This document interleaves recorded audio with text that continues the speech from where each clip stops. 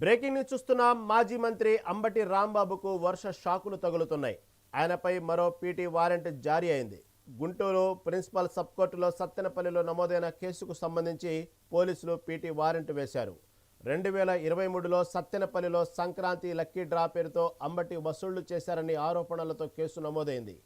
బెయిల్పై అంబటి రాంబాబు జైలు నుంచి విడుదలవుతారని అనుకుంటున్న వేళ మరో కేసు నమోదైంది.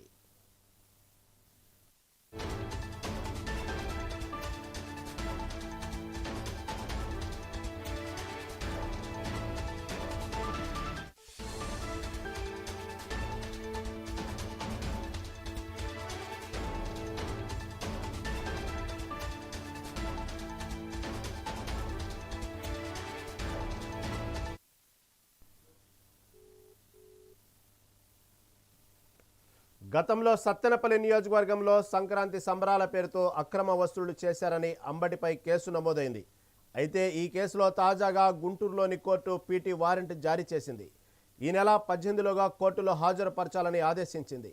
అంబటిపై గుంటూరులో నమోదైన కేసులో బుధవారం బెయిల్ వచ్చింది. అయితే ఇంతలోనే మరో పీటీ వారెంట్ జారీ అయింది. దీంతో అంబటి రాంబాబు విడుదల మళ్లీ వాయిదా పడింది.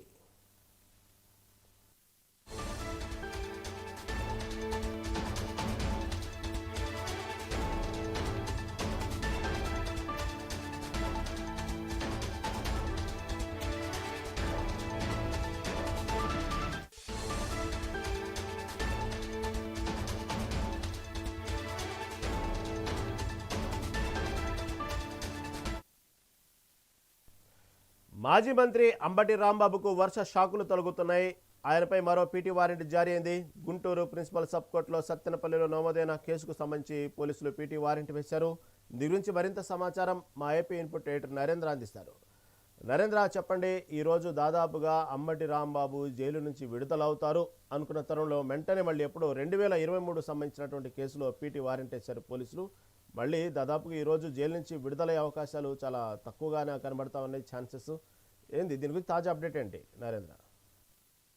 వైఎస్ఆర్ కాంగ్రెస్ పార్టీ ముఖ్య నాయకుడు మాజీ మంత్రి అంబటి రాంబాబు ఈరోజు విడుదలవుతాడంటూ నిన్న అంబటి అనుచరులు సంబరాలు చేశారు.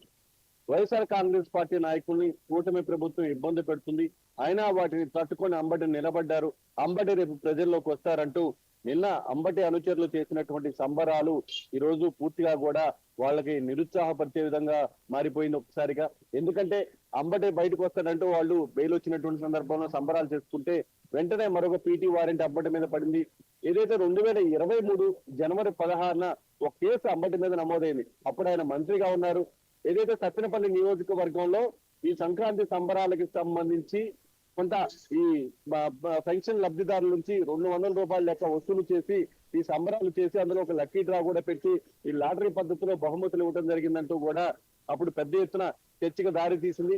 అయితే ఈ లాటరీలు తీయటం కానీ ఈ లాటరీ సిస్టమ్ కానీ ఇవన్నీ కూడా ఓ పక్క మోసపూరితంగా ఉన్నాయి. అసలు వీటికి సంబంధించి ఆ జనసేన నాయకులు ఒక అతను కోర్టును ఆశ్రయించారు. ఆ సమయంలో దీనికి సంబంధించి కేసు నమోదైనా అప్పుడు ఆయన మంత్రిగా ఉండటంతో పెద్దగా దానికి సంబంధించి ఇబ్బంది పడినటువంటి పరిస్థితి లేదు. అయితే ఇప్పుడున్నటువంటి పరిస్థితుల్లో దానికి సంబంధించినటువంటి పూర్తిగా కూడా ఆ కేసు మళ్ళీ దానికి సంబంధించి పీటీ వారెంట్ వచ్చింది. జనసేన పార్టీ నేత అప్పుడు గాది వెంకటేశ్వర్లు కోర్టును ఆశ్రయించడంతో రాంబాబుతో పాటు మరికొంతమంది మీద అప్పుడు పోలీసులు కేసు నమోదు చేయాల్సి వచ్చిందే కానీ ఎక్కడ చర్యలు తీసుకున్నటువంటి పరిస్థితి లేదు. అయితే ఈ నెల 18లోగా ఆయన్ని కోర్టులో హాజరుపరచాలంటూ కూడా ఇప్పుడు దానికి సంబంధించినటువంటి ఆదేశాలు రావటం, ఆయనకు పీటీ వారెంట్ జారీ చేయటం, మొత్తంగా అంబటి ఈ రోజు విడుదలవుతారని అంబటి అనుచరులు చేసుకున్నటువంటి సంబరాలకు సంబంధించి అయితే ఇప్పుడు వాళ్ళకి నిరాశ మిగులుతుందని చెప్పుకోవచ్చు. అంబటి ఇప్పట్లో విడుదలయ్యేటువంటి అవకాశం కనిపించట్లేదు. వరుసగా కేసులన్నీ కూడా ఆయన చుట్టుముడుతూ ఉన్నాయి.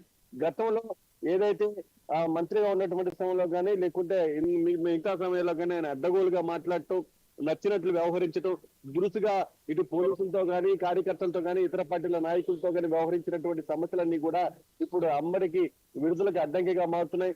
ఒక్కొక్క కేసు నమోదవుతూ ఉన్నాయి. ఇప్పటికే రాష్ట్ర వ్యాప్తంగా 35 కేసులకు పైగా నమోదైనప్పటికీ వాటన్నిటిలో కూడా ఆయనకి ఉపశమనం లభించింది. తాజాగా ఏదైతే ఈ కేసులో పీటీ వారెంట్ వేయటం, దీన్ని మళ్ళీ ఈ రోజు కోర్టులో హాజరుపరచడం, దీంతో అంబటి మళ్ళీ రిమాండ్ పడేటువంటి అవకాశం కనిపిస్తుంది. Right thank you for update.